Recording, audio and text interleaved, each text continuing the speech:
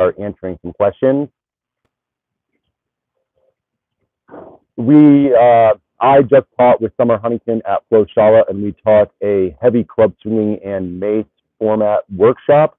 That is a Friday night for 3 hours, Saturday and Sunday all day until I think 5:30. And the format of that class is very particular. It alternates back and forth between heavy club swinging and mace swinging. That works out very, very well because heavy club swinging tends to be really hard. Mace swinging tends to be lighter and more complex. So by altering back and forth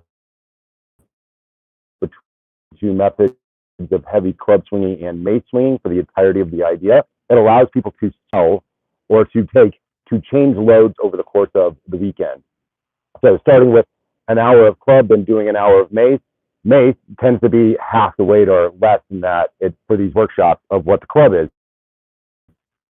So with the club format, we work on strength training numbers, 5 reps of each thing. We change one thing at a time and we walk our way through it, working on everybody in the room's technique. And then we go to mace swinging. Mace swinging, day one for clubs is all swinging below the waist because it's the easiest thing and it's the most important thing. And then we start teaching the above the head stuff or around the head stuff with the mace because it's lighter. That allows us to prime people in order for the heavy club swinging when we get to it on day 2. And then we start adding up those movements. Everything that we focus on with our club seminars is we focus on the things that you can't do with any other piece of equipment, which is not how it's normally taught, shockingly. It's not. It's more taught from a gym perspective, and then it kind of goes into eventually the stuff that makes clubs unique. I like to do that very differently. I like to make sure that from the beginning we emphasize the things that the club does that absolutely nothing else does, so that people understand the benefit of the club as being separate from other pieces of equipment. So day 1 for the heavy club part, I'll just talk about the heavy club part. With my part, we do all the swinging below the weight. Then we start adding on day 2 around the head, which is the shield cast family. Then we start adding in the pendulums or side cleans. Side cleans are something that is unique to heavy club swinging. You can do it with mace, but it's not the same because you can't get as much load. You can't do a side clean with a barbell. I mean, you can, but you have to be incredibly good to understand the idea of a side clean with barbell. You can do an outside clean and an inside clean with the kettlebell, but once again, it's easiest and best taught with the club because the catch position is different. The catch position in heavy club swinging is unique to heavy club swinging. So our seminar format is fun. It goes back and forth between heavy club and mace, and there'll be more of those seminars coming up in the new year. We are teaching a big 5-day seminar in Thailand in January. I believe the first week of January. You can go to FlowShala.com and go to the seminars page to get the sign up links for that. That's going to be crazy. So a big chunk of that is going to be staff. And I talk a lot about staff because staff is the easiest way to demonstrate what humans really do that's unique on the planet. Humans have thumbs, humans have a shoulder.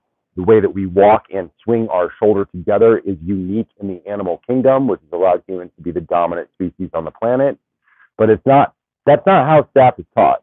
I really want to teach staff from that evolutionary perspective, and then we're also going to link it into club swinging and mace swinging. So we have another format, which is staff, club, and mace. That's once again a 2.5-day format. This will be a 5-day format, so it's going to push everything really far. We're going to take the staff stuff and we're going to evolve it past 2-day teaching idea. In the 2-day teaching idea, you work on blocking outside 360s, learning to block in every direction from things coming in, being swung at you like a baseball bat. And we learn to do those swings. And then we link that directly into the movements of club and the movements of mace, so that staff, club, and mace movements, you can see them all together, so that they become very apparent what humans do that nothing else does, and why these tools all go together. But the Thailand one's going to evolve up beyond that.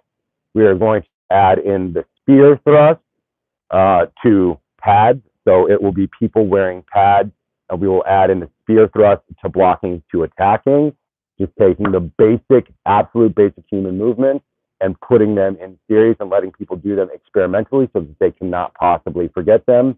And then we are going to add obstacles into the Thailand seminar, learning to move over and around objects while still attacking and defending randomized attacks. So no set patterns, only set ideas. The Thailand seminar is going to be amazing.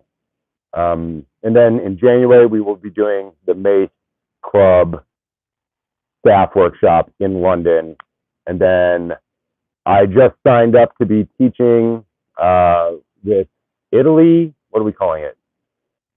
Italy Fit? I think it's called Italy Fit. Italy Fit is going to be in May. That is going to be organized by Maurizio, the founder and inventor of HydroCore. And once again, that's going to be really cool. It's going to be a 5-day thing, I think, in Italy. And we're going to be practicing and teaching on the beach and in an old abandoned sea fort castle. Super cool. Can't wait to do that. Will Stafford of BJJ Fanatics is just in contact with me about that. And I love Will Stafford of BJJ Fanatics and his podcast, Order and Progress. One of my favorite things to listen to about BJJ strength and conditioning. So that will be coming up. Well, we'll let you know details whenever I figure them out. All right. We have rambled on for about 6 minutes here about seminar stuff. Let's go ahead and start answering some questions. Patrick, Southern Ohio, checking in. Thanks, Patrick. Hello from Switzerland. The sound is awful, Mr. Mark. The sound is awful. I can't figure out what's going on with the sound. Let's try this question. KD, occupational question. Working desk job, sitting 8 hours a day. Glutes become inactive, shoulders and neck roll forward. Can you suggest 2 to 5 minute movement desk job to do throughout the day? Have heavy club and kettlebell. 100%. You can stand up and you can do shield cast, 2-handed shield cast for 5 minutes, several times a day. Doing shield cast causes you to stand all the way up only if you're doing them correctly and you're moving the weight around your head, but you're not ducking your head. Anytime you duck your head in any of those movements, you're ducking your head to try to keep yourself from extending your shoulders or extending your spine. Anything in the club world where you stand up will really work, starting with shield cast, which is the version of Mace 360, alternating shield cast, which is called gamma cast, single arm shield cast, and then inside circle, outside circle added into shield cast becomes mill and reverse mill. All of those things force you to stand up and to extend your spine so that you learn to stand all the way up and your hips all the way up. Adding in things like the inside circle and the outside circle with the mill and reverse mill family will force glute firing every time the weight swings across the bottom of the movement, depending on whether it's inside or outside movement. Either the same side glute or the opposite side glute will fire first. Always my recommendation for people who have desk jobs is to learn to swing clubs. Start with the beginning and work your way up in technique. Because they force people to stand all the way up and they force people's glutes to fire, which helps them relax their hip flexors, which helps them fight becoming chair shaped according to their job. Kettlebell training, kettlebell swings, kettlebell cleans. My favorite thing to do is like just do kettlebell cleans for 5 minutes. Pick up a kettlebell. If you have a competition adjustable kettlebell, they take up very little space. They can go underneath your desk at work. You can stand up. You can set a timer for 4 minutes, do 2 minutes of cleans on one side, 2 minutes of cleans on the other side, and set it back down. Granted, I hope you've got a shirt that's a little bit stretchy, and then keep an ice pack close at hand. And after you're done with your swings or whatever, just put it on your head for 5 minutes to suck all the heat out of your head so you don't end up sweating through your office shirt. And then just throw the ice pack back in the fridge, the office fridge, and come back and grab it after the next section, after your next 2 to 5 minutes. KD, club question. For beginners following your advice for overweight decondition training, doing club inside circle, outside circle, and shield cast, how important are your other suggestions of kettlebell movement? Pretty important. So my suggestion for people who are overweight or deconditioned, primarily overweight, is that they start with things that they can actually accomplish to focus on the most important things first. So there's 2 series of movements that we absolutely recommend. Movement series number 1, the kettlebell series, is a suitcase deadlift, a box squat, and an overhead press, either seated or standing.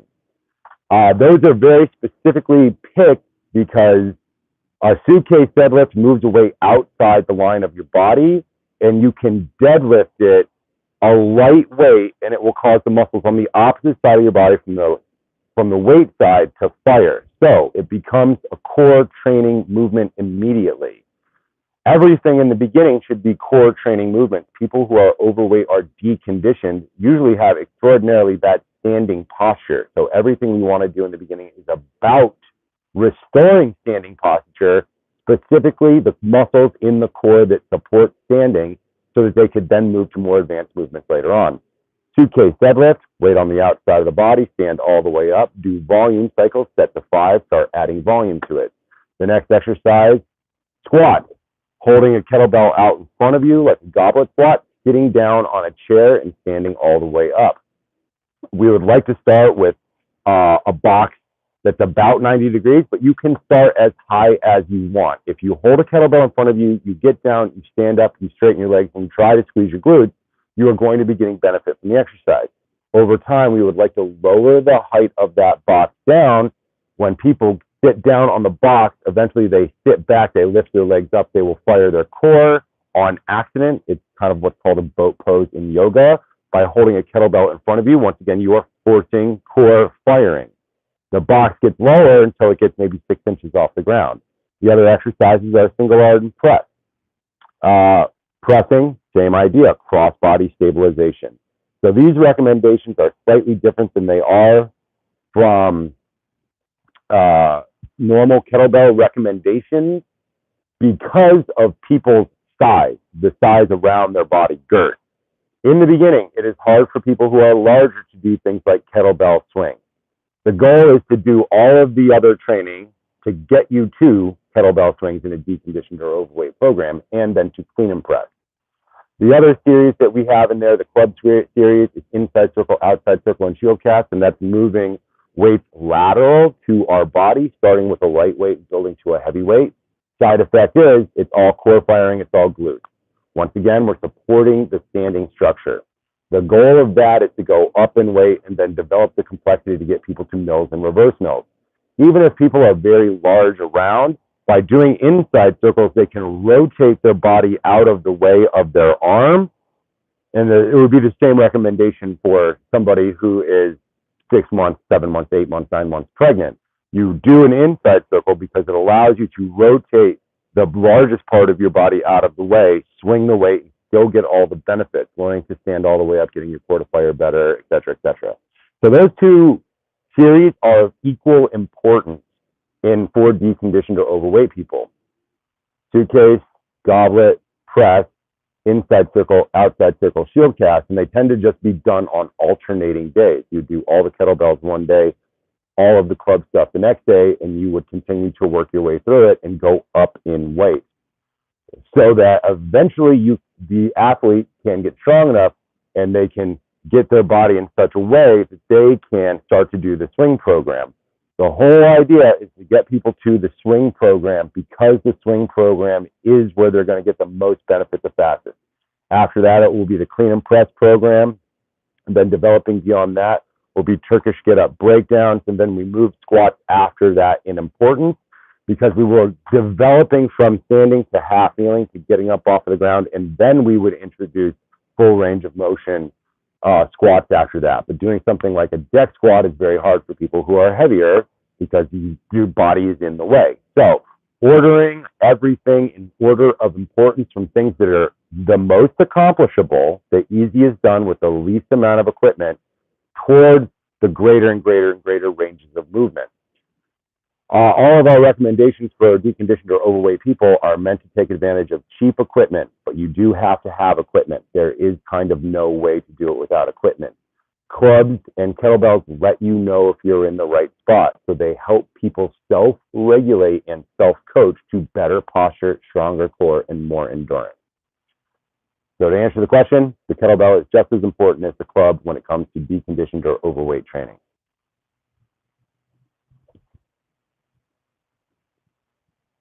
Well, I got a lot of questions already. I'm rolling through them here. Is a club squat suitable to take the place of the goblet squat? Are there any club alternatives for kettlebell suitcase deadlift and single arm press? So this is once again a question related to overweight individuals. Can you replace the goblet squat with a club? Yes, you can. The reason we recommend the kettlebell is because it can be heavier than the club. We usually save clubs and put them into a two-handed mill squat program later. We want the kettlebell recommendations are specific because they're trying to go up in weight. There is no club equivalent to a kettlebell overhead press. It simply does not exist. So there are club presses. They go straight out in front of the body. They are a lot harder for people to learn if they haven't done kettlebell presses already. Kettlebell presses are unique in the world of fitness, the way that they cause the structure of your body to line up. Clubs are unique, but you need to try to use your kettlebells as kettlebells and your clubs as clubs. As you get more advanced, that line blurs and you can use them interchangeably almost, but not really. Like a club Turkish get-up is not nearly as effective as a kettlebell Turkish get-up. It just isn't. They're totally different monsters. They have totally different benefits. So in the overweight program, the deconditioned or overweight training program, kettlebells do kettlebell things and clubs do club things. There are a lot of cheap kettlebell options at places like Walmart and Dick's Sporting Goods and all these other places. And I need to make a video about making sure that the kettlebell fits your arm properly. I would always encourage people to get the best possible equipment. And so I would tell people to just start spending the money on competition kettlebells. For deconditioned or overweight people, you might need to start at 6K. Could be 4K, could be 6K, depending on your level of deconditioning. They don't get any lighter than that. I know ProKettlebell.com does have 4K and 6K, but think 4K, 6K, 8K, 10K, those four kettlebells can't be replicated with anything else. And then above that, you can get a competition adjustable kettlebell, which is $250 to $300, which then takes the place of all the weight from 12K to 32K. So the problem is, in the market, there is no kettlebell product, so you have to buy those individual weights to get up towards the competition adjustable kettlebell, which is the absolute best money you could possibly spend in fitness outside of the ADEX club system. So unfortunately, there's no way to do it yet. There are some products in development to solve that problem, because I've been talking to companies about it every time I talk to a company, but they're not going to be ready for at least a year. So unfortunately, there's no way around spending the money on the correct weights to get the job done properly. If you try to sandbag it or get around it, it tends just not to work as well. And the goal is for it to work well, to have the correct equipment so that you're more likely to train, so that you're more likely to get what you want, so you're more likely to advance up through the program. Grant Gardner is online. He is our Lord of the Discord server. We have a Discord server where you can go and discuss all of this stuff as well. There's a link beneath my YouTube videos, and Grant Gardner is in charge of the whole thing. He is the Lord of the Discord. And just for fun, we always address him as Lord of the Discord because it's super fun to say. Derek Verlee, question. Given disc heal slowly and don't give much feedback until catastrophic failure, absolutely true. Any thoughts on building resilience after an injury, specifically how to do enough without doing too much? So, Derek, this is a question very near and dear to my heart. I have been horrifically injured many times in my life. I've had many back injuries that have laid me up to the point where I couldn't walk for 6 weeks at a time. In the beginning, the back injury is one of the first reasons I got into club swinging, because I was so beat up from years of fighting and years of working on a farm and being a construction worker, I was strong and I looked good, but I was in constant levels of pain. Club swinging, all of it tends to deal with it because every time you do an inside pendulum or an outside pendulum, you move your hip bowl, you change the way your hip bones line up, and you rotate your spine from the bottom all the way to the top, rotating that spine. After you've been hurt, it sucks because now there's not a lot of room for error. So when I train people who have been severely injured, as I have been, we run the same programs, but they take twice as long with each weight. So we slow it down and we give our body a lot more time to adapt to the movement pattern. Specifically in the world of heavy club swinging, you have two main schools. You have the two-handed club swinging, you have the single-arm club swinging. The single-arm club swinging is where the magic happens for most people, working on the inside circle, outside circle, shield cast, pendulum families of movements, alt direction movements, building up towards the mill and the reverse mill. There are several tricks that you can get people to do to slow themselves down. But if you've been injured and you used to use a 25, you would go to the lightest thing you could find, which would be like 10 pounds. That's what it was for me anyway. Now with the 8X Mace Club system, you can get all the way down to 3.5. The goal is to give people a lot of time to let them rerun it. So you would run a cycle with a weight all the way to the end, and then you would start that cycle over and you would change your basic support. There are a bunch of ways to do that. And I have some videos on it coming out. But people tend not to like the answer because the answer is really get good at the basics and take twice as long to do them, which nobody likes, especially athletes. Athletes absolutely hate that answer because athletes want to get back up, now, as fast as possible. They want to be back in 3 weeks, and that's just not how it works. The human body takes a long time to heal. Conveniently, we tend to live a fairly long time, especially in the modern world. But you have to give yourself the time to rehab by doubling the cycle. I hope that answer met your expectation there. It's an annoying answer. Nobody likes to hear it.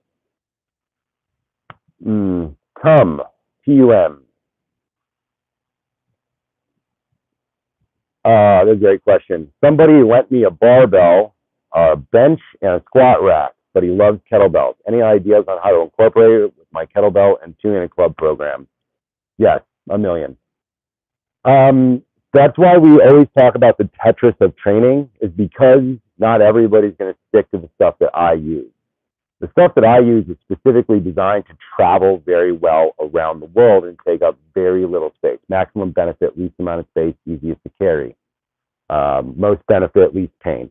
So I tend to have, I'm going on a trip in 30 minutes here, and what do I have? I have one competition adjustable kettlebell and I have a mace. And that's because I can put it in the corner of a vehicle and it weighs less than a person and I can strap it down and it goes everywhere with me. Not everybody's going to do that. Barbell is fun. People love barbell. Barbell hang cleans are something that I really enjoy, but I never, ever have a chance to work on them. I don't think I've touched a barbell in maybe 3 years now. But yes, if you have a barbell, then I do clubs 2 days a week. So your two-handed club program 2 days a week. Do your kettlebell programs 2 days a week, which would probably be your basic program would be swings and clean and press, or a Turkish get-up mastery program, or a deck squat program. And then the other 2 days a week could be barbell. And I would make it something like probably hang power cleans and incline bench, because they're the most fun things that I could think of to do with a barbell. And they don't cross over with any of the lines of movement from the other stuff the same way. So you could train it that way, and you could train super heavy power cleans and incline bench, and then the next day be working on your clean and overhead press and Turkish get up, and then the day after that work on all your rotational fields with the clubs in the mill squat program. It would work out fantastically well. And if you were doing just that barbell stuff, you had a squat and cage and everything, then it's very hard to drop on yourself, kill yourself. That's great. Hang power cleans, right? My favorite barbell exercise. Rack up that weight. Probably start at squat height on the rack so you can step up underneath it, and then you can step it inside the cage And so you can set your bars if you drop it or whatever. Depending on what floor you have and where you're training, that recommendation can change. But straight arms at the bottom, stand all the way up, dip, catch at the top, lower arms down, and probably do, 3 sets of 3 or 5 sets of 5 with 2 warm-up sets, and then start racking the weight up on those and turn it into pure strength training for power cleans, and then do incline bench press. Because incline bench press with a wide grip isn't really replicated with kettlebells.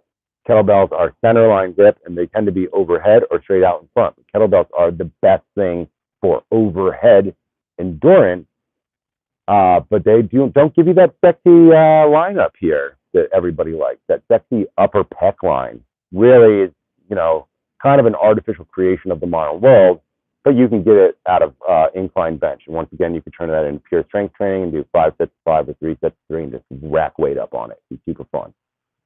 That would be a fun program. I'm actually going to try and get my hands on one of the new Bells of Steel squat racks in a couple of months when I finally get back to the farm. I've been on the road for 2 months now.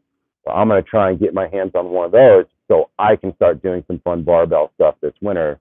And that's what I'm going to be doing. It's going to be hang power clean. It's going to be incline bench, and then pull-ups and dips and all the other fun stuff I'm going to do with squat rack.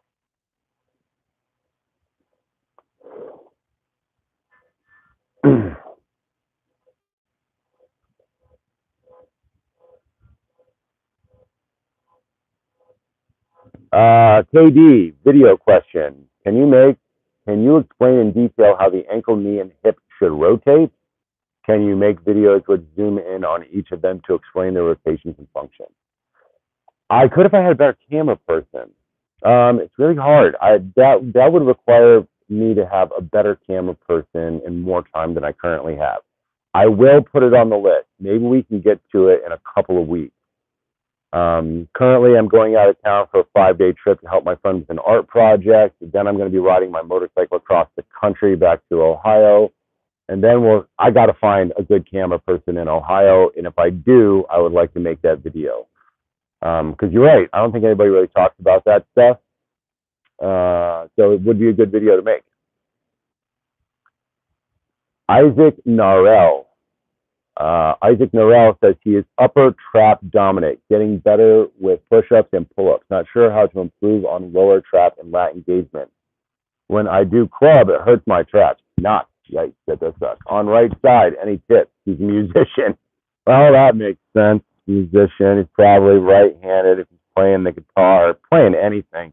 Musicians are always the most messed up because they spend a vast amount of time in these hyper-specific positions, and they tend to get knotted up. And then because it takes so long for them to master their craft, so many thousands and thousands of hours, they get adaptation to those positions, which often manifest in the myofascial net getting very thick or not moving much there anymore. The recommendation is always to go find a body worker or somebody who does cupping and or acupuncture. I like cupping the most. It's the least invasive, and it's the one that's least terrifying.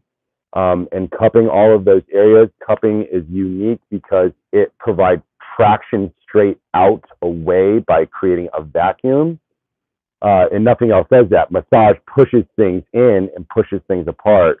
Cupping should be combined with that so they're equal and opposite. Massage pushes in, cupping pulls out. And then there would be a whole series of like scapula banded lat drills you would do to get away from the trap and to help people work better and better and better. It's hard to answer that question without seeing it, but if you have access to a squat rack and you can set up a bar, setting up different types of horizontal rows, using your body to try and get the lats to fire harder and prepping it with activation band drills before each one. So you would probably take your normal workout as it goes and you would introduce banded isolation exercises to try to activate the muscles before you use them with something like cleans and presses or clubs. And then you would put in a large family of row movements, but you have to be pretty specific about how you control it to make sure you're staying away from your traps. And then for the knots, it's always massage or acupuncture or cupping. Cupping is pretty easy to get your hands on. You can buy a set of cups and do it yourself. if you can do it without killing yourself.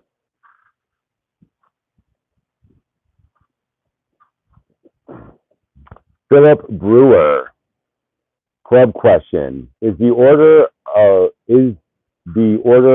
inside circle, outside circle, and then shield cast important? I find like shield cast much harder, so I do it first before I get tired. Excellent question, Phil Brewer. I say inside circle, outside circle, shield cast because that is the order in which I teach them initially to new people. Inside circle is the easiest one for people to learn in the beginning. Outside circle after that, shield cast after that. After you understand the ideas, then yes, I tend to actually have people practice outside circle first, which ends up being the warm-up, but it has slightly more grip requirements than the inside circle.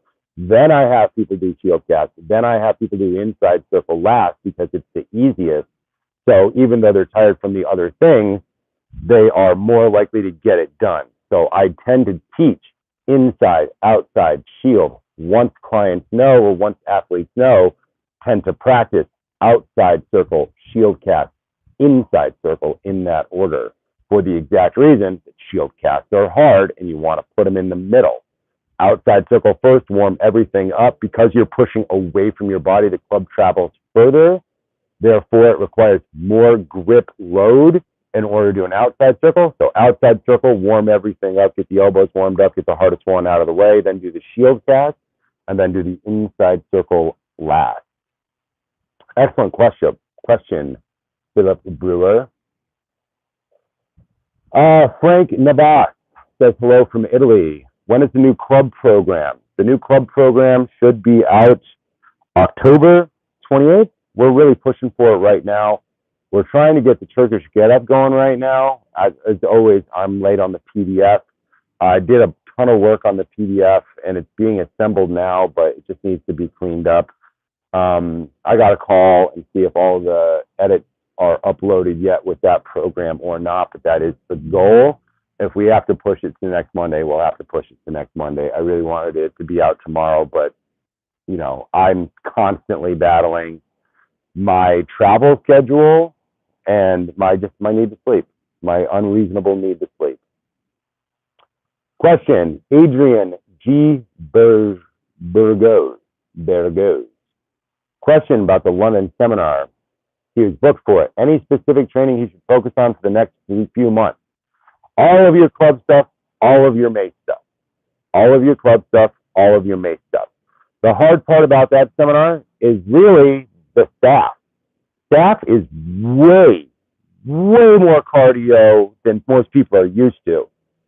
But you will survive all of it better if your club technique is really good. So be running the mill squat program and going up in weight 2 or 3 days a week. Then you need to be doing mace training 2 or 3 days a week.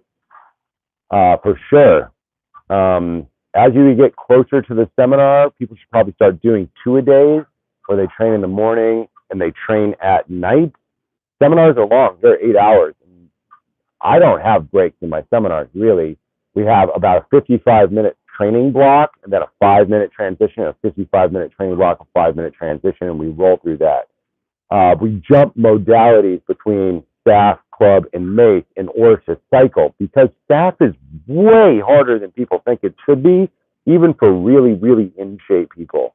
Think of it as being like the difficulty level of like actual boxing, like not boxing drills, like actual boxing. Because it's unchoreographed OODA loop drills, observe, orient, decide, and act. It's very hard for people to learn to breathe in time. So people are always breathing in and out of phase. Last time we taught it, we had a gentleman within the first 5 minutes who was about to pass out, and it's because he wasn't exhaling at all. And we worked on that the entire time. But for the most part, with just the better shape you're in, the more clubs in the mace you do, the better off it will go. Maybe we should write and release a training schedule for that. Do I have time to do that? I probably do. I just have to put it on my list after everything else. Yeah, more club, heavier weights, be better, and do a lot more. Get in your cardio stuff every day. Whether your cardio is not putting a kettlebell down for 20 to 30 minutes, or your cardio is rowing or it's running, you're going to end up doing a lot of cardio. People go through a lot of t-shirts in the format that it's a London seminar, the staff club mace seminar. Go through a lot of t-shirts. It gets very sweaty. You'll be sweating your face off in the first 20 minutes.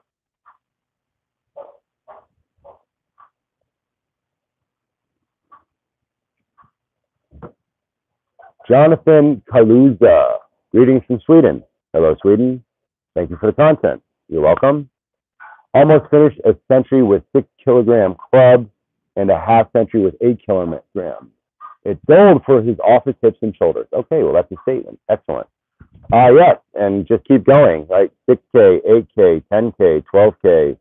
You're going to get up there in weight. So 16K is 35 pounds, right? We really want people to get up towards the 23K mark for heavy club swinging. So I'm doing the math in my head, converting between kilograms and pounds. Ed the Worst, general question. Can you talk a bit about Bagua and Jingyi? I'm very much interested in your takes on those. Yes, I love Bagua and Jingyi, and I am a huge nerd. So think about Bagua and Jingyi as being 2 of the 3 classic internal martial arts of China. If you just do heavy club swinging and mace swinging, side effect is you'll be infinitely better at Bagua, Jingyi, and Tai Chi on accident. Tai Chi is the one that people know the most about, but it tends not to be taught the best, especially in the Western world. It's taught as exercise, no longer as combat application. Although the movements in Tai Chi are savagely violent, nobody notices it. Nobody remembers what they are, for the most part. 90% of people and practitioners don't understand what the movements themselves actually are. There is a way to experimentally go back and determine it. It's just hard for most people, and it requires people to have much more overall skill. Bagua is one of the next one that's the most common. Bagua has a thing called Bagua sword, where they use a giant, oversized, two-handed willow leaf broadsword as their strength training. They are doing heavy club swinging in a slightly different way. They're doing it in a culturally contextualized way, where they are doing exact sword movements with an overweight and oversized sword, which has been a strategy throughout history. You would find that the Spartans did the same thing. The Romans did something very similar, where they would use a shield that was twice as heavy and a sword that weighed 4 times as much, and they would do their specific training that way.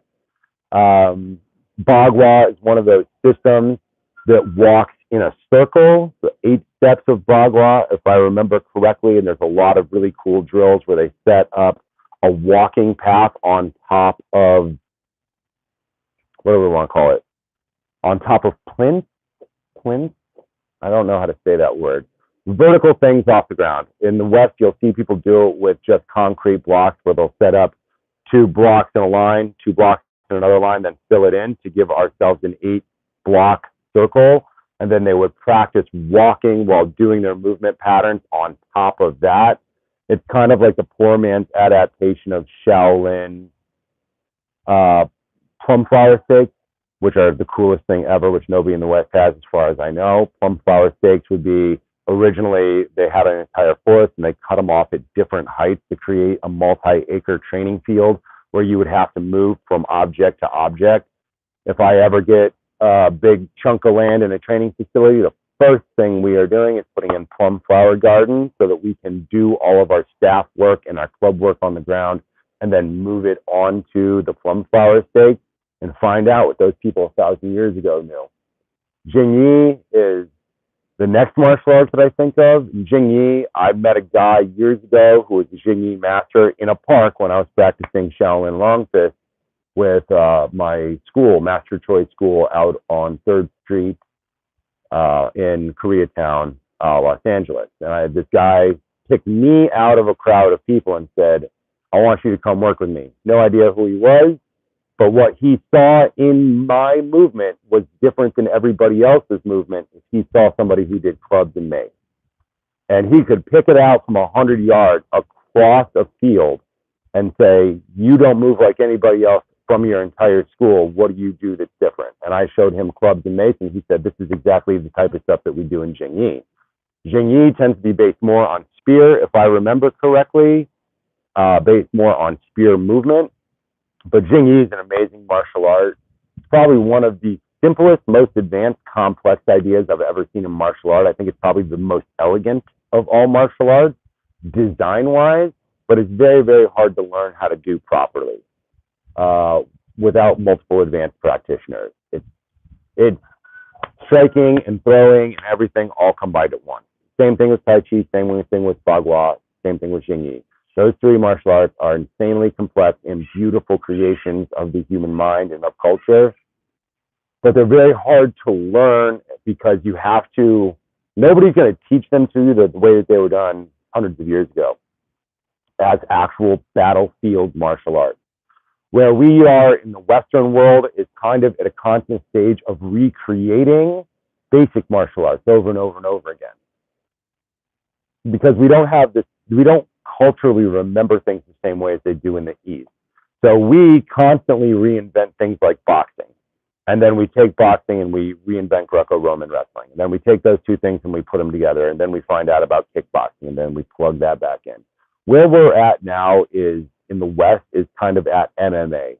And what you're going to notice is, I just saw this the other day. Somebody sent me one move from an MMA fight that knocked a guy clean out. And I was like, that is straight up Shaolin martial arts. That is a Shaolin move that is in almost every form I've ever seen. And people always say that stuff doesn't work until somebody pulls it off in the UFC. And then people go, oh, look at this brand new creation that they have invented, this new type of movement. And you point at 50 Shaolin forms that contain that exact same movement. So in the West, we are constantly at this idea of recreating martial arts. MMA is one recreation, very much like, I can't remember how to say the Greek word, plankration. In the ancient Greek world, they had boxing, they had wrestling, and they had their version of MMA, plankration. And so we're kind of recreating that now. That also looked extremely similar to Shaolin long fist in a lot of context, depending on where people study. All you have to do to turn in Shaolin is lower the stance and put a guy behind you and learn to turn around. And it starts to look very, very, very, very similar to the most basic forms of Shaolin. And they go back and forth with these ideas. For the West to recreate something as complex as Tai Chi, Bagua, Xingyi, I don't see how it would happen. Those arts are culminations of lots of experience and lots of very heady ideas. And they're very, very hard for people to learn how to train because you'd have to take all the moves in it and analyze it and then understand. You'd have to understand judo, jiu-jitsu, striking arts, and then put it in the context of the traditional Chinese stances, which are really just fancy walking. But if there's a good Xingyi practitioner out there, ironically, I believe Steve Cotter, the great kettlebell coach, was originally a Xingyi guy as well. And Steve Cotter is now competing in BJJ and everything else. But life is a long journey, and you're just going to keep studying these things over and over and over again. If you can find somebody who can really work on Xingyi with you, or like Xiao Jiao or something, totally do it. It'd be super fun to do. It's just very, very, very, very hard to find somebody who's competent at that. Excellent question, Ed the Worst. Thank you very much for that. I can talk about that stuff all day. We could draw diagrams on paper and hold it up to the camera. So much interesting stuff in those concepts. Armand Fouladvand. Armand Fouladvand. Question: no matter what I do, kettlebell swings hurt my lower back. What can I do to prepare my body, or what could possibly be going wrong? Everything could be going wrong. Could not be straightening out your legs. Most people don't know it if they're not straightening out their legs. You could do hip bridges before your kettlebell swing workout. Do 3 sets of 20. Hold the top at 2 seconds. Hold the top for 1,000, 2 1,000 at the top of every rep. And try and get your glutes to fire in other positions first. Normally, if people have a lot of problem in their swings, it's the knees, they're not squeezing the glutes, or they're arching their back and they're leaning too far back. The way that I tend to deal with that, if people are doing those things, is I stop having them do kettlebell swings and I start having them do heavy club inside circle and outside circle, and I could have them do that for 6 months before we come back to swing. Every time you do a club inside circle or outside circle, you rotate around your vertical axis, so your spine rotates. This gets people away from leaning back at the top of a swing and lifting their rib cage up. It trains them to rotate around the central axis. So instead of repeating something that we're not getting good at, we change. We fire those muscles at a 90-degree angle to what we want them to do, 90-degree angle of attack, if you want to call it that. Inside circle, outside circle, shield catch, inside pendulum and outside pendulum, all that stuff. Lower weight, but it changes the way your hips work. With an inside circle, it starts with a same side leg push. With an outside circle, it's an opposite side leg push, and your glutes learn to fire back and forth. We do those two things together because it averages up to your glutes working better, and then you could go back to swing. So without seeing it, it could be the knees. Your feet could not be pointed straight ahead. You could have one foot drifting. You could not be snapping your hips all the way forward, dumping your hip bowl, which has your glutes off, and you could be arching back at the top. Those are the things. It's always some combination of those things. And if you're self-coaching, then you should do inside circle and outside circle and start with a lightweight and get to a minimum single arm 25, and you should run your mill squat program as well. So all these programs that I design are meant to feed each other. If one of them's not working, jump to another one, because the odds are, even if you don't understand it, I wrote them in such a way that they're all supposed to interact with each other. So swing program, clean and press program, you could jump to the mill squat program, you jump to single arm club program, and come back to swings later. You've got 10 years. You know, I'm trying to write 10-year programs for people, so I'm trying to give people all these things. And you can jump programs by season. You could do swings for a while, jump to mill squat, go up to weights, go back to swings, jump back to mill squat, and go back and forth between these ideas until you get that club to at least 50 pounds for two-handed mill squat and 30 pounds for single arm. And then you can come back and clean and press, or come back and do your swing program. And it's probably going to solve a lot of stuff. It's probably going to solve 90% of your issues on accident.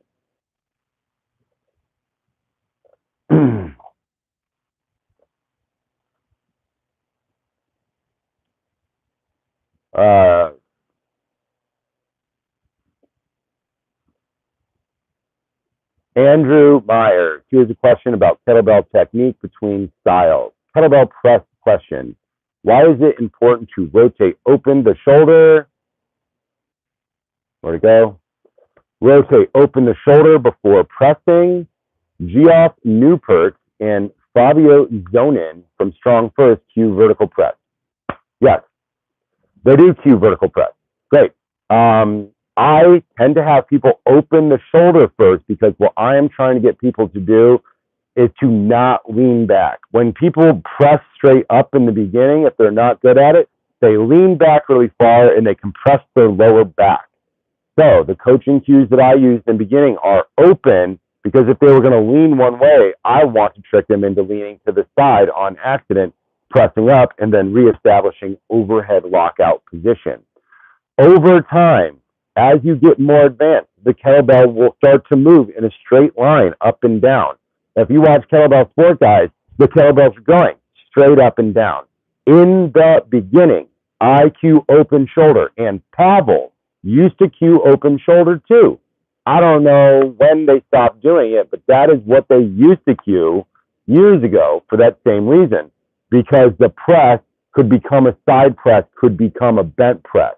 As you move towards competition, then you started moving more in a vertical line towards competition technique. So they are just different things. It all works out. It depends on your program the most. So I wrote my clean and press program in a very specific way to use the maximum number of weights so that people can get better. And no matter what happens, no matter what little thing they're doing, their body will average out towards a straight line over time. But we want to cue the outside movement first, because that leads us to side presses and bent presses eventually. Differences in styles and differences in training technique, no big deal. Everybody has a reason for why they do things. My reason is because I'm trying to get people to move this way, not front to back. KD, for anyone running Mark's program thinking about attending a seminar, I highly suggest it. His in-person cues were invaluable and helped me fix a lot of mistakes. Okay, comment from KD. Thanks, KD. He says, some of my seminars, they're fun.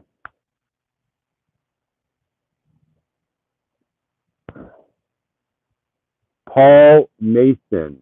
What time is it here? I think we still got another 10, 20 minutes. Question, heavy light example. If doing single arm clubs, inside circle, outside circle, shield cast on light day, how to calculate target work capacity on heavy days using the inside pendulum, outside pendulum, 180 pullover instead of heavier weight. You normally dump in half. So they're not going to be perfect. They're going to run about opposite each other on a wave. So when you're running your inside circle, outside circle shield cast, you're taking your numbers up. Your volume should be, you think about doing about twice as many sets. When you jump to your heavy day, you have your inside pendulum, outside pendulum, 180 pullover. Think about you're trying to just have about half the overall volume or half the set. So the math runs itself in opposite cycles, but it's always slightly off depending on what part of the cycle you're in. So they will kind of speed up and catch up with each other at different times in the cycle, and then they will dump back apart. That's the point. So usually people get halfway through one cycle, and then they start the other cycle, so that when this cycle is at its end, this cycle will be at the halfway point. Then when you started a new cycle, it would then run in parallel, and they would go back and forth. So usually when you start any type of single arm club program, you run the first program to at least the halfway point before you start introducing the alternate day, and then that day starts at half, and then they both run up in series. But then one day has a high volume, one day is lower volume, and then when the high volume hits its goal, it jumps back over, and then they develop again. That is designed so that people will have built-in rest phases. As they continue to work for long periods of time, at some point, the volume drops way back down to half for the week, and then they rebuild it back up. This allows people's tendons, ligaments, and joints to adapt over time, which is what we are looking for. Tendons, ligament strength is harder to develop than muscular strength.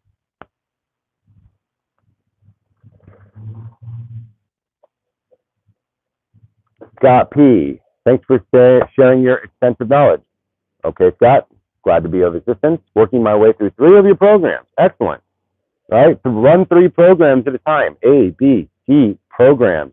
They all have their own idea, and you'll notice inside of each one of those programs, there are different levels and there are heavy light cycles. By running any 3 of the programs together, it will work out. And we're going to keep releasing more and more programs, and eventually there's going to be far more trainings than anybody can do in a week. And you're going to take those programs and you're going to save them for the next season. And then you're going to do Turkish get up, or you're going to do this or that. And you're going to run that through, and you're going to come back to programs later on. And if you do A, B, C, and you pulled out C and you add a D, it would become A, B, D. And then you could pull out A and it could become E, B, D. And it would just cycle and cycle and cycle. The goal is for these things to be dropped in so that they can alternate. So one program could stay constant for the year and all the other programs could cycle around it. That is the idea of the Tetris of training. It's a fun way to train.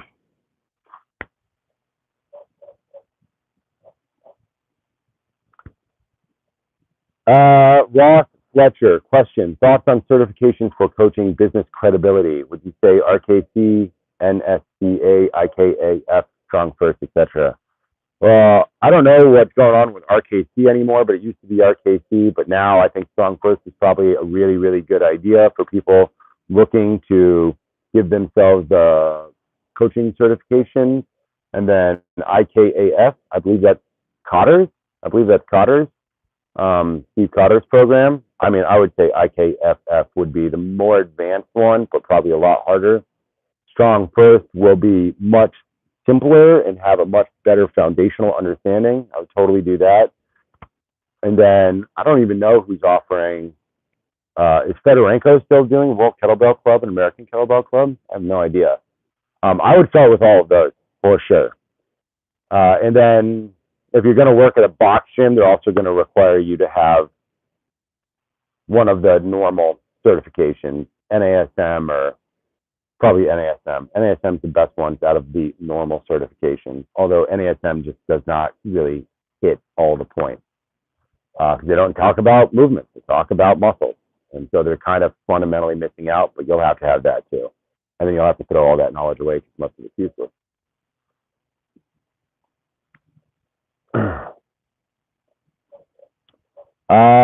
Is there any way to buy our programs from PayPal without PayPal from abroad? There should be a credit card entrance. You should be able to just enter a credit card. If they're not, I'll call my guy and figure out, the guy who does all that part. I'll figure out. I thought that there was a credit card entrance in there where you did not have to use PayPal accounts. I will look into that.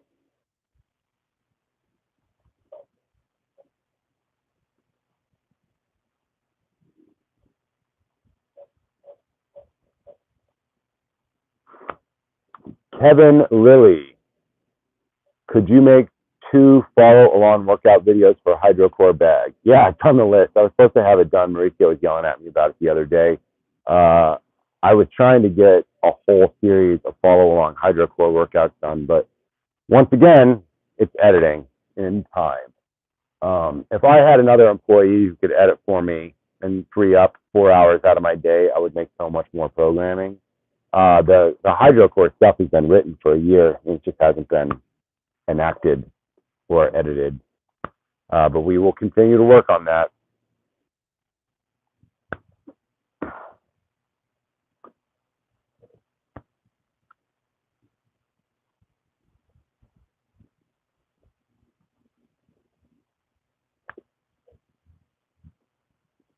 John Doe, how can you get back on track after a long time of not training?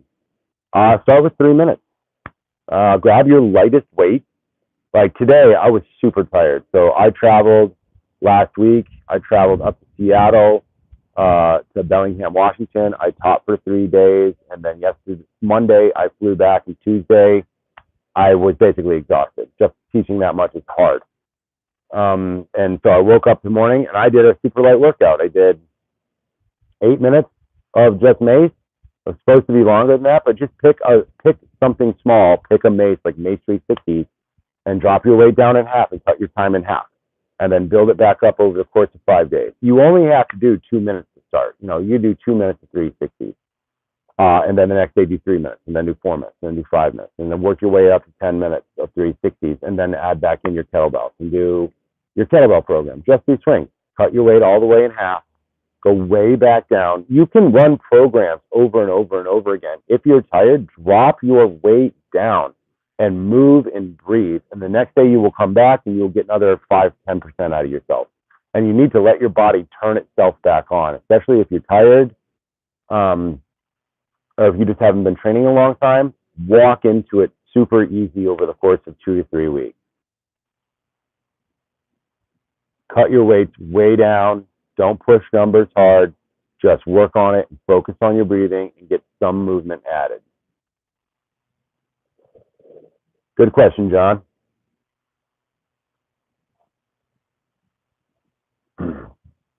Training question. When do you suggest to add pendulums and pull over for overweight individuals? Usually we let people get up to a target weight with inside circles and outside circles and shield casts first. For ladies, we want to get them up to a minimum 10, probably 15 pounds. And for gentlemen, at least 15 pounds, maybe 20 pounds. We're kind of over recommending weight on those standing exercises, getting up a little bit higher because we want people to be more strong. Pendulums are very hard for most people, so we want to make sure they have very good structure first. And we would like them to be 5 pounds over a target weight, so that if anything goes wrong when they're doing that movement pattern, they have a margin of error for which they are overly strong for. So ladies, minimum 10 for inside or outside shield, and men minimum 15.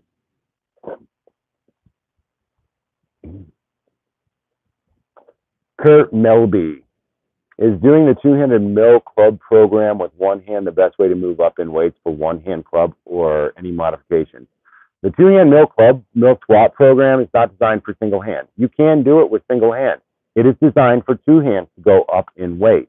You can do it with single hand. Is that the best way to get the most out of single hand club? Not even close. The best way is the way I always talk about, inside circle, outside circle, shield cast, building up into a mill and reverse mill program. Clubs do certain things very well. Can you shove single arm into the two-hand mill squat program? Yes, you can do whatever you want. Is that the way that it's written? No. Are there better ways to get more out of single hand? Absolutely.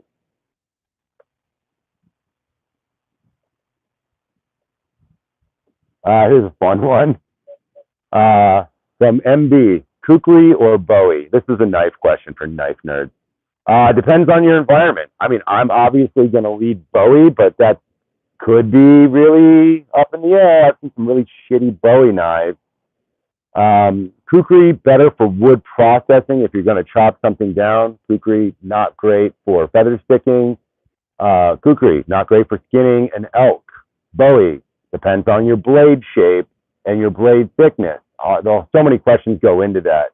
Kukri is probably more likely off the shelf to give you a better geometry knife because there are so many shit Bowie knives out there. Really, really, really horrific Bowie knives. But if it was a good Bowie knife, then I would take a Bowie knife any day of the week. But there's a lot of considerations about what makes a good Bowie knife. I like a much thinner, broader blade, which is not popular in the modern world. In the modern world, they make Bowie knives out of this huge 1/4 inch or even broader 5/16 stock sometimes, and they become way too heavy. And the clip point on the back determines your usefulness for a lot of stuff. And then, of course, your handle shape matters a lot. I obviously love a coffin handle style Bowie with a good D-shaped cross guard. But I would really much prefer a Bowie with a pistol grip handle and a D guard with an S back on it, but it's very hard to find that. I mean, I would love to see somebody like K-Bar make their classic K-Bar knife in a broader blade, same amount of metal in a thinner overall blade geometry. I'm more of a Bowie guy. I know a lot more about Bowies than I do kukris. But kukris are very, very effective for a lot of things, a lot of chopping tasks. Just so happens that most of the environments that I'm in are not really kukri environments. Most of the environments that I'm in are either the desert, where you would benefit much more heavily from something like a short Bowie clip black blade design in the 6 to 7 inch area, or an axe. I'm a big tomahawk guy. Tomahawk, Bowie knife. I mean, what are you talking about here? We've got classics. Those are classics.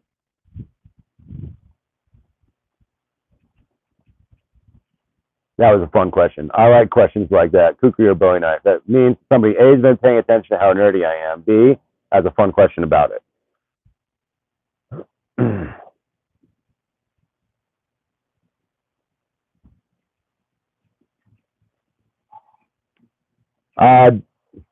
With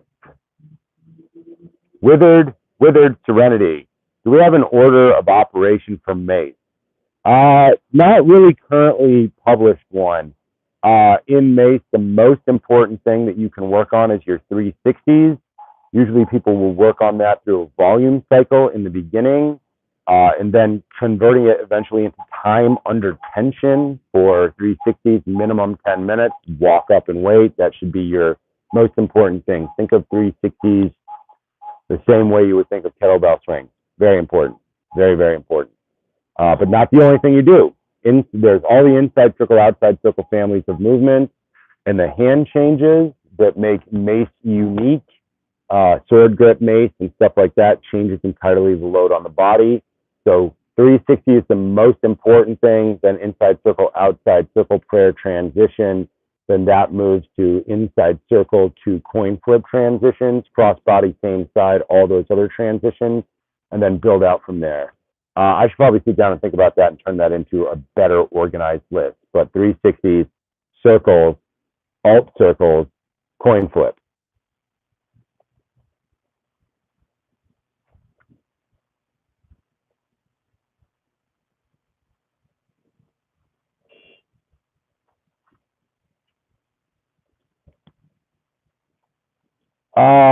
Kurt Melby, 2 questions. Is doing the two-hand mill club program? Yeah, you asked that question. I already answered that one. Here's the second question. Why are one-hand reverse mills so much harder than regular mills? Excellent question, Kurt. Excellent, excellent question. The movement is entirely different. How you drive with the legs is different between the mill and the reverse mill. In our club seminar, the entire club seminar is really about how to use the legs to drive the club. And the leg drive in mill and reverse mill is different. So in mill, think of mill as an inside circle. So that would be same hand, same leg drive. On the catch, you catch opposite leg load, and then it becomes that opposite leg turning over to the drive to get the mill to come up. Mill tends to be easier for everybody because that's the easiest throwing pattern. Inside, across your center line. Same way you throw baseball, same way you would throw football. The reverse mill is much harder because that's an outside throwing pattern. With the reverse mill, there's a little pop at the top, as we like to call it, a little pop at the top. And it should be on the catch, absorbing with the legs as the club passes behind your head, standing up and popping your legs and your knees without leaving the ground to drive the club forward. The reverse mill is way harder for most people to do in the long term because people simply do not like to rotate to the outside because it's not the way any sport they've ever played has been done. When I teach mill, I teach inside circle, outside circle, shield cast. I teach mill prep, which is inside circle to shield cast. Then I teach reverse mill, which is outside circle, catch, 180 pullover, drive. Then I teach mill. I teach mill last because if I can get them to do reverse mill first, then I can easily get them to do mill. So they are different. How the leg drive works is different. How the rotation works is different, but there are those four major directions: right inside, left outside, right outside.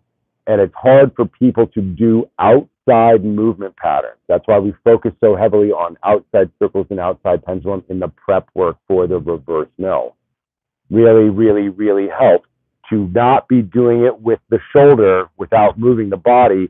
We want you to rotate your body, sit down in your hips, hips at 45 degrees, 45 degrees of rotation made up by the rotation of the joints of the spine in order to catch, and then capturing the movement of both the hips and the spine to drive the mill.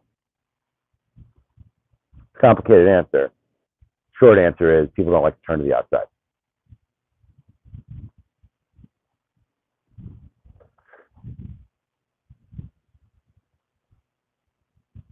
Ross Fletcher is doing his NASM and going for CSCS during a DPT program. So CSCS is Certified Strength and Conditioning Specialist. It's like the high level, the absolute highest level of gym trainer. You're never going to find somebody working in like collegiate, or at least you didn't used to, without a CSCS. So good job, Ross Fletcher, for working on that. The more education everybody has, the better off we all are. The better programs you write, the more you understand this stuff, the easier it will be for you to integrate it into your CSCS stuff. Let's do one more here. Question: have you used the sand dune stepper? I have not used the sand dune stepper, but I think it would be really fun. I prefer an upside down Bosu ball myself because of specific movement dynamics about the ankles, knees, and hips. But I would love to get my hands on the sand dune stepper and see how it works. I wonder how it would work for somebody with flat feet. If somebody already doesn't have strong arches, would their foot collapse and their ankle roll in by standing on the sand dune stepper? That's a question. I don't know. I'd have to observe and figure it out over time.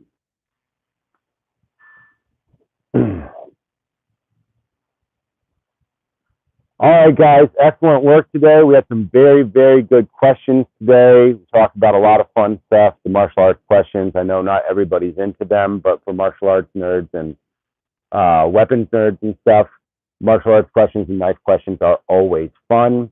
We had a lot of good questions about order of operations today. Always keep those questions coming. The more you ask these questions, the more I think about it, the better my answers get over time, the more I'm able to communicate it to you, and then so that you can then take that knowledge and tell me if I'm right or not later on after you would run the experiment yourself.